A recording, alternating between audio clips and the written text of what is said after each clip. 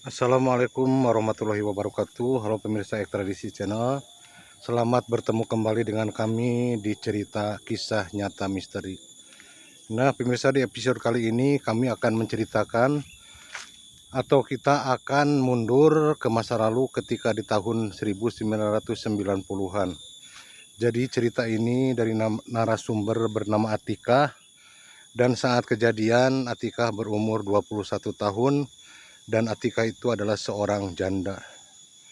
Namun sebelum ke ceritanya pemirsa, kami mengucapkan selamat menjalankan ibadah puasa buat kita semua. Semoga puasa kita diberikan kelancaran dan diterima oleh Allah Subhanahu wa taala. Amin ya Allah ya robbal alamin. Kami kali ini berada di salah satu perbukitan, di mana di bawah itu adalah rumah-rumah warga atau perkampungan, dan sekarang kami berada di perbukitan dan kami juga tim lagi di saung itu pemirsa.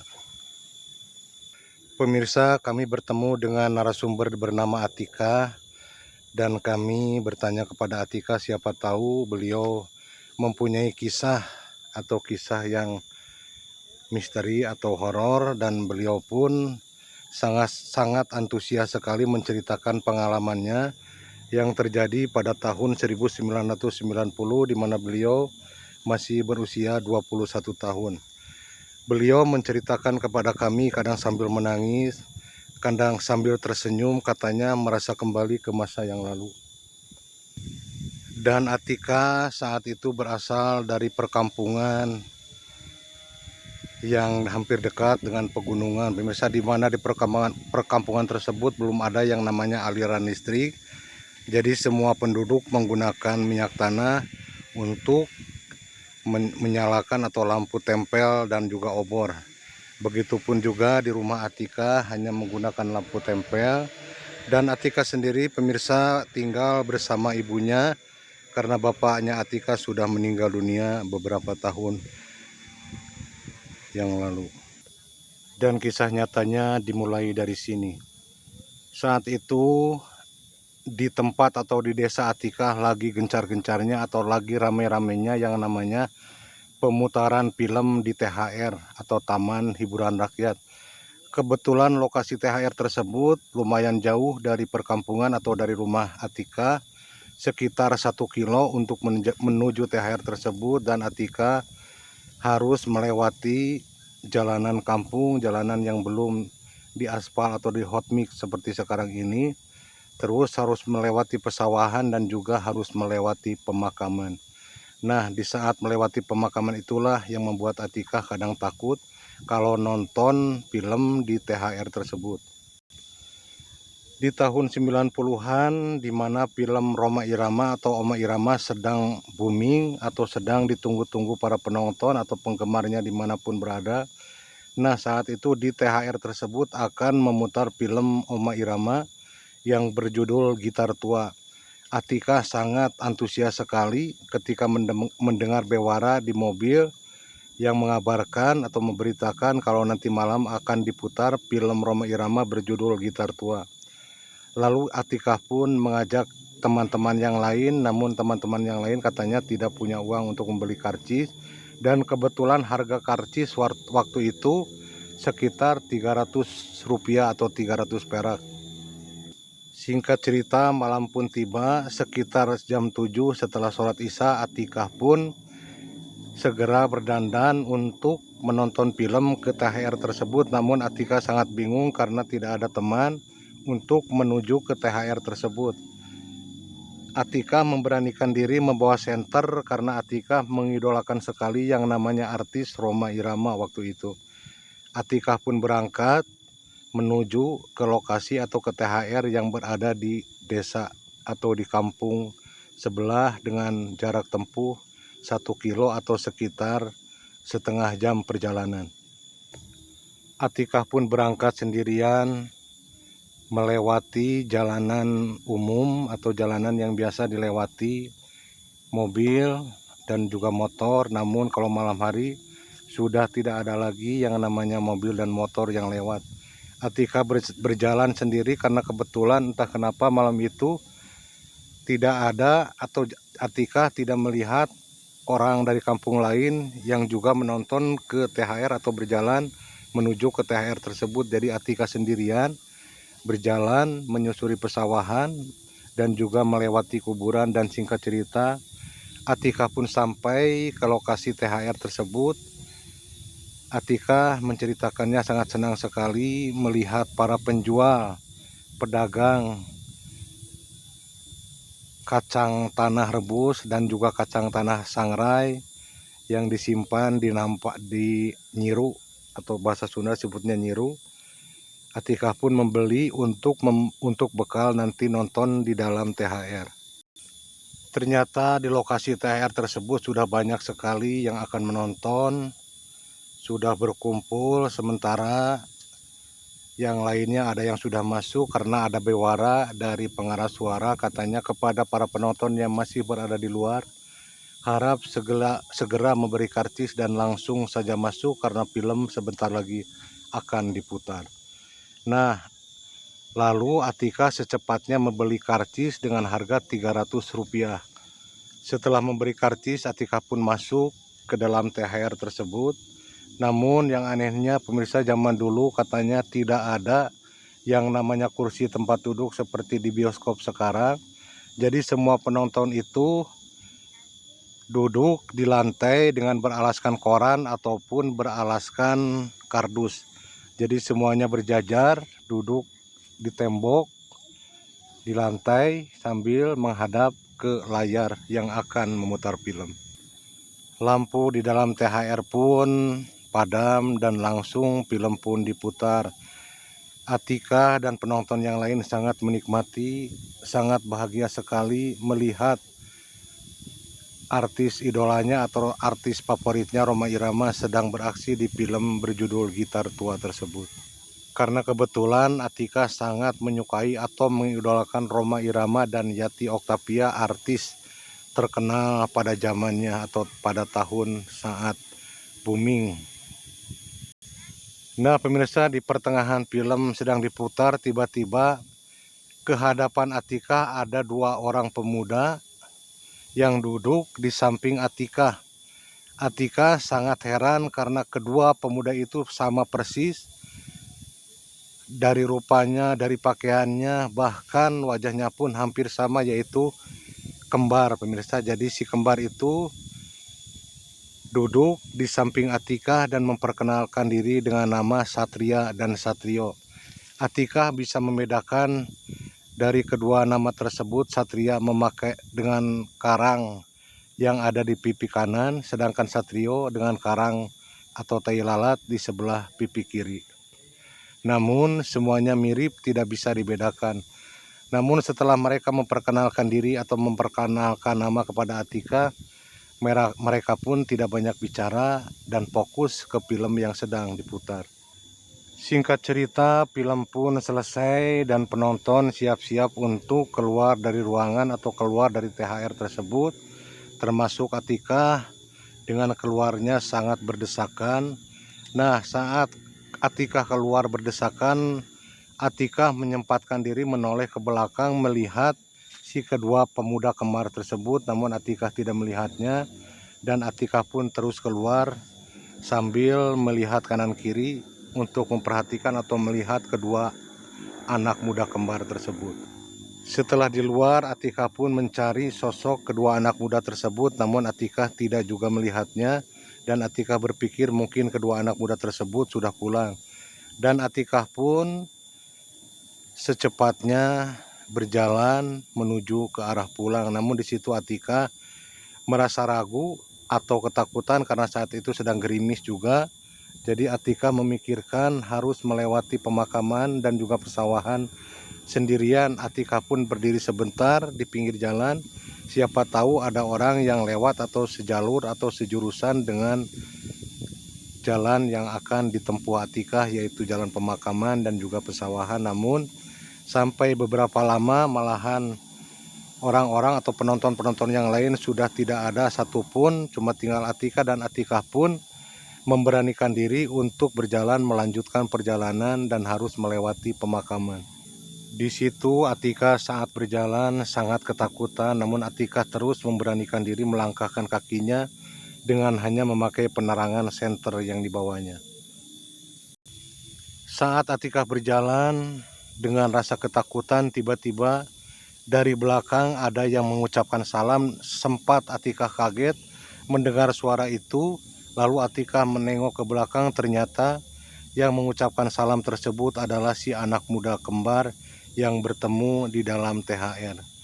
Dan lalu si dua pemuda kembar itu menawarkan diri untuk mengantarkan Atika, dan Atika sangat senang sekali. Lalu mereka pun berjalan, namun si kedua pemuda itu disuruh berjalan di depan pun tidak mau, dan kedua pemuda kembar tersebut berjalan di belakang Atika.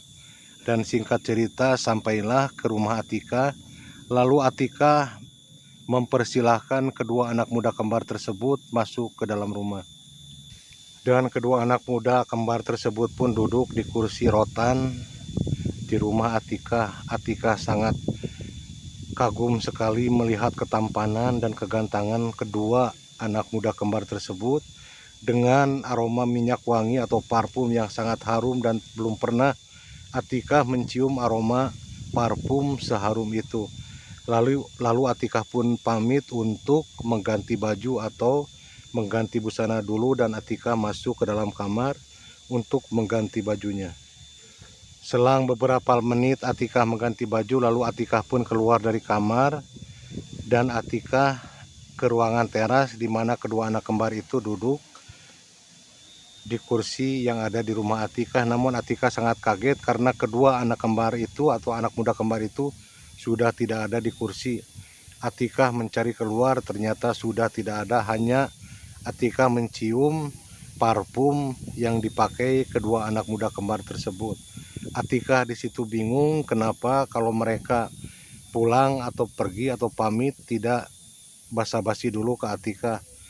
Atika pun lalu mengunci pintu kembali dan menganggap mungkin kedua anak muda kembar tersebut pulang tanpa permisi.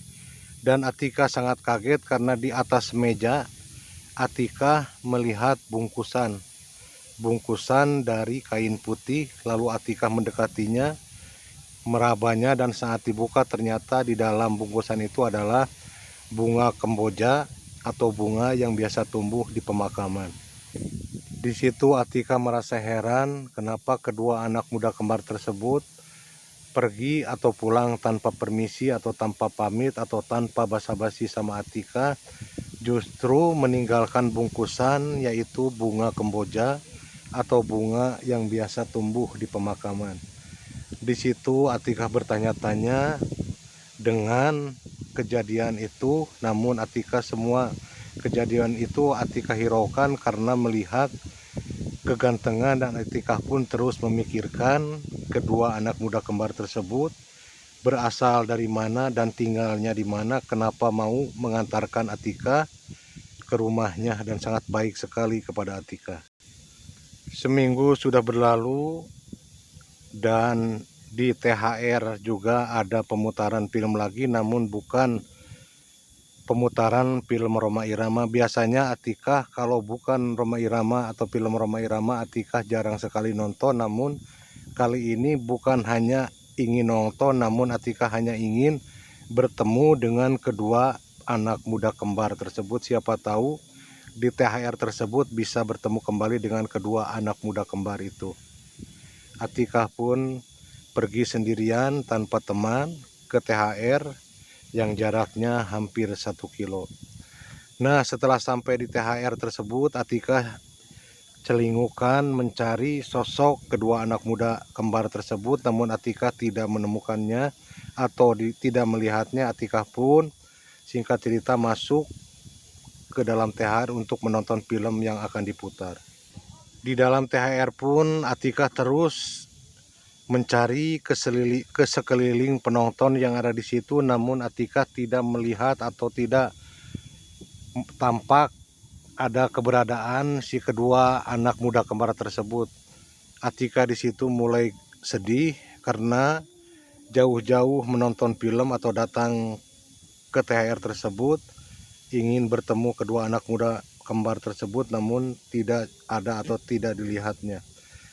Atika di situ mulai sedih, namun Atika optimis mungkin saat itu kedua anak muda kembar tidak nonton film.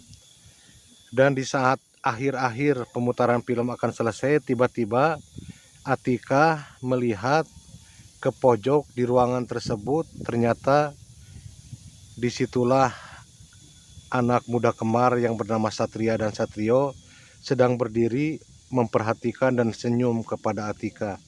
Namun kali ini kedua anak muda kembar tersebut tidak mendekati ke tempat Atika atau tidak mendekat ke Atika, justru seperti memberi jarak dan hanya memperlihatkannya dari jauh. Saat Atika melihat kedua anak muda kembar tersebut tersenyum, Atika pun sangat senang sekali dan tersenyum membalas senyumannya. Dan setelah itu film pun selesai dan semuanya bubar atau keluar dari ruangan tersebut. Atika juga sempat menoleh ke belakang untuk memastikan apakah kedua anak kembar tersebut juga turun atau keluar dari ruangan tersebut. Ternyata Atika tidak melihatnya. Dan lagi-lagi pemirsa, Atika berdiam di pinggir jalan untuk pulang. Siapa tahu kedua anak muda kembar itu nyamperin Atika dan mengantarkan kembali Atika pulang. Karena ditunggu-tunggu, kedua anak muda kembar tersebut tidak juga muncul atau mengantarkan Atika. Lalu Atika pun dengan rasa kecewa berjalan sendirian dengan cahaya penerangan dari senternya. Atika berjalan dan anehnya pemirsa, ternyata hampir 20 meter dari Atika melihat di depan ada kedua anak muda kembar itu sedang berjalan. Padahal selama Atika berdiri di jalan tersebut, Atika tidak melihat kedua anak muda kembar itu melewati Atika. Namun saat Atika berjalan, kedua anak muda kembar itu sudah berada di depan yang jaraknya 20 meter dari Atika dan mereka sedang berjalan. Atika mencoba mempercepat jalannya dengan tujuan supaya bisa mendekat ke anak muda kembar tersebut. Namun anehnya setelah hampir jarak 10 meter dari Atika, tiba-tiba kedua anak muda kembar itu berbelok dan menuju ke salah satu rumah yang saat itu rumahnya sangat terang, rumahnya sangat bagus seperti layaknya pendopo. Atika hanya terdiam memperhatikan kedua anak muda kembar tersebut masuk ke dalam rumah tersebut tanpa menoleh sedikit pun kepada Atika. Padahal pemirsa, sebelumnya Atika tidak pernah saat melewati jalanan itu Atika tidak pernah melihat yang namanya rumah tersebut.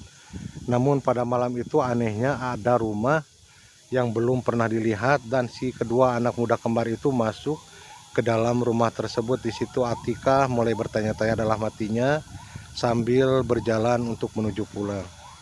Nah, setelah kejadian itu pemirsa, Atika menceritakan pengalaman yang dialaminya karena menurut Atika itu pengalaman baru pertama kali dan sangat aneh katanya. Nah, dari cerita Atika maka tersebarlah cerita itu tentang sosok Satria dan Satrio, dan hampir semua orang mengetahui kisah yang dialami Atika.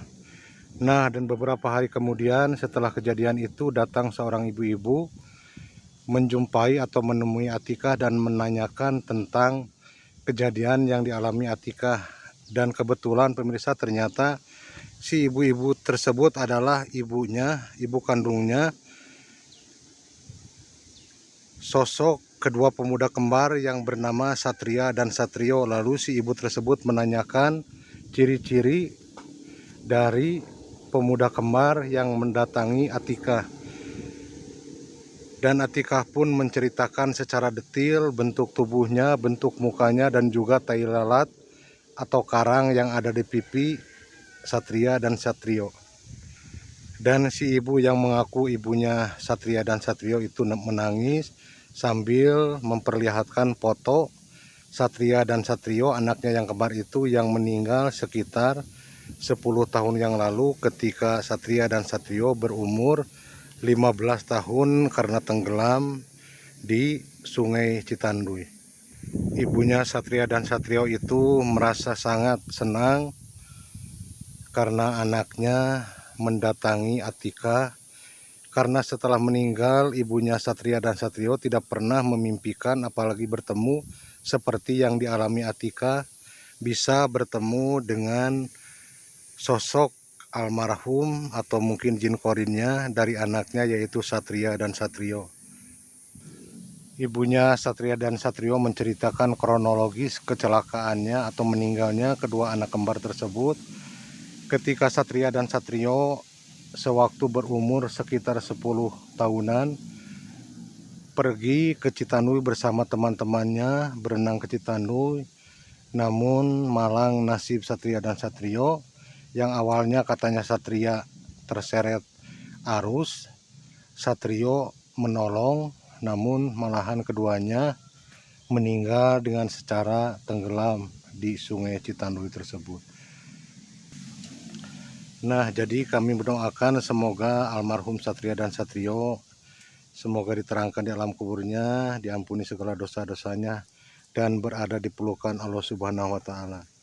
Nah, pemirsa, itulah kisah yang dialami seorang narasumber bersama Atika yang mengenang masa lalunya sambil menceritakan kisahnya yang sangat unik atau sangat aneh yang dialami Atika, karena belum pernah yang namanya bertemu dengan orang yang sudah meninggal. Semoga kisah nyata yang dialami atau yang diceritakan Atika menjadi pembelajaran bagi kita, dan ambil sisi baiknya dan buang sisi buruknya. Semoga bermanfaat dan semoga pemirsa semua terhibur dengan ceritanya. Mohon maaf jika cerita kami atau cara penyampaian ceritanya kami terbata-bata atau tidak rapi, karena maklum kami masih belajar. Insya Allah kedepannya kami akan mencoba perbaikinya lebih baik lagi. Jangan lupa pemirsa dukung terus channel kami dengan cara like, komen, dan juga subscribe biar channel kami bisa berkembang. Dan bagi siapapun yang selalu mendukung atau mensupport channel kami doakan semoga sehat selalu, murah rezekinya, dan panjang umurnya. Amin ya Allah ya Robbal Alamin. Masih dalam edisi Ramadan, semoga puasa kita diberikan kelancaran dan selamatkan menjalankan puasa di akhir-akhir final, dan semoga kita mencapai Hari Raya Idul Fitri yang bahagia dengan puasa kita yang penuh, full, dan berkah. Amin ya Allah ya Robbal Alamin. Wassalamualaikum warahmatullahi wabarakatuh.